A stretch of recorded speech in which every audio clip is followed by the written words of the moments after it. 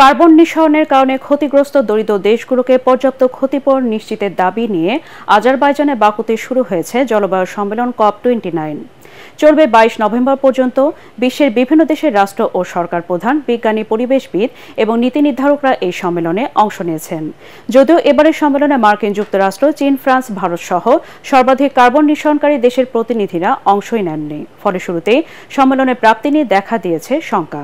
বিস্তারিত জানাচ্ছেন জাহিদুল আলম।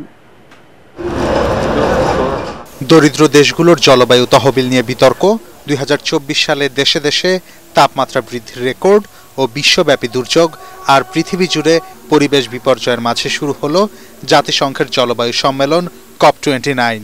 সম্মেলনের শুরুতেই সংযুক্ত আরব আমিরাত সভাপতিত্বের দায়িত্ব তুলে দেয় আজারবাইজানের কাছে। এ সময় নতুন সভাপতি বলেন, জলবায়ু পরিবর্তনের বিষয়ে বৈশ্বিক পদক্ষেপ নিয়ে কালক্ষেপণের কোনো সুযোগ নেই। Ladies and gentlemen, they are waiting for us to show leadership, and they cannot afford the cost of delay. So let us enhance ambition and enable action. Let us move forward in solidarity for a green world. বিগত কয়েকটি সম্মেলনেই বিজ্ঞানী, পরিবেশবিদরা বলে আসছেন, এখনই কার্যকর পদক্ষেপ নিতে হবে, নইলে আগামী প্রজন্মের জন্য অপেক্ষা করছে অন্ধকার ভবিষ্যৎ। প্রায় প্রতি বছরই ক্ষতিগ্রস্ত দেশগুলোর জন্য অর্থ সহায়তা আদায় সোচ্চার পরিবেশবাদীরা। এসব প্রতিবাদে ফল তো হচ্ছেই না, বরং উন্নত দেশগুলো অংশ নেয়নি এবারের সম্মেলনে। এবারের COP29 সম্মেলনে আসেননি মার্কিন প্রেসিডেন্ট জো বাইডেন, চীনের প্রেসিডেন্ট শি জিনপিং, ফ্রান্সের প্রেসিডেন্ট ইমানুয়েল ম্যাক্রো, ভারতের প্রধানমন্ত্রী নরেন্দ্র মোদী সহ কয়েকটি বড় অর্থনীতি এবং সর্বাধিক কার্বন নিঃসরণকারী শীর্ষ দেশের সরকার প্রধানরা। We must agree a new global climate finance goal.